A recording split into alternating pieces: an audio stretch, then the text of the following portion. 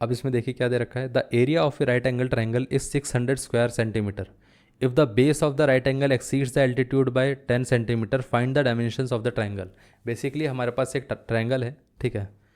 यहाँ पर उसने कहा है कि एक राइट एंगल ट्राइंगल है, ठीक।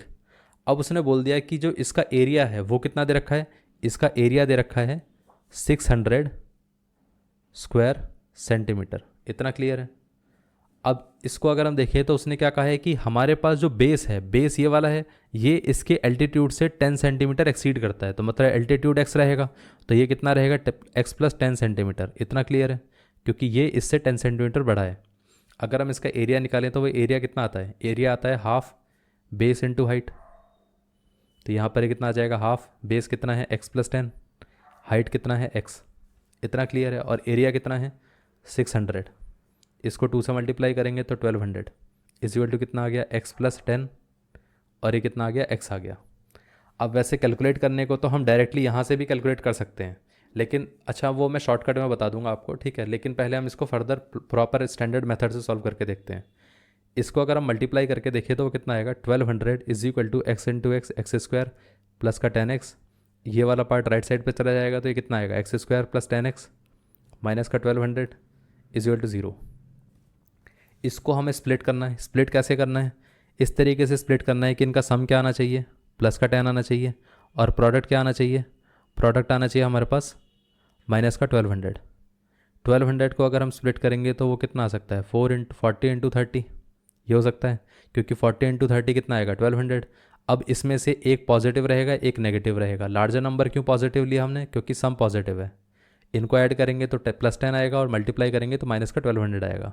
तो ये कितना आ गया, प्लस का 40x, और ये आ गया माइनस का 30x, और ये कितना आ गया, माइनस का 1200, और ये कितना आ गया, एक्स स्क्वायर। इसमें से कॉमन लेंगे तो x आ जाएगा, तो बचेगा कितना, x प्लस 40। इसमें से अगर हम माइनस का 30 कॉमन ले लेंगे तो x प्लस 40 बचेगा। अब यहाँ से x प्लस 40 कॉमन आ गया, यहाँ से आ जाएगा x, और यहाँ से आ जाएगा माइनस का 30 इज इक्वल टू 0। अब ये वाला पार्ट अगर 0 से इक्वेट होगा तो x की वैल्यू कितनी आ जाएगी, माइनस का 40। अब कोई साइड नेगेटिव तो हो नहीं सकती है, तो मतलब ये पॉसिबल नहीं है। अगर ये वाला हमारे पास यहाँ पर इसको अगर हम इक्वेट करेंगे तो x इक्वल टू कितना आ जाएगा, ये आ जाएगा हमारे पास 30।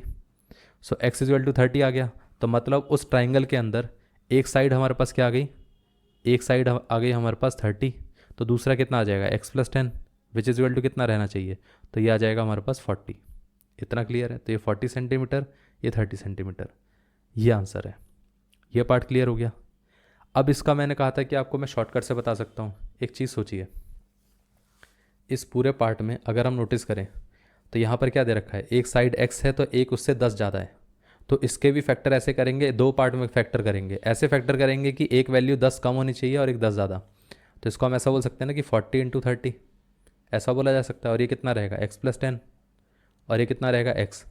अगर हम कंपेयर करके देखें तो स्मॉलर वैल्यू क्या रहेगी, x रहेगी, और लार्जर वैल्यू क्या रहेगी, x प्लस 10 रहेगी। तो यहाँ से कंपेयर करके x इक्वल टू 30 निकाल सकते थे हम। इतना क्लियर है।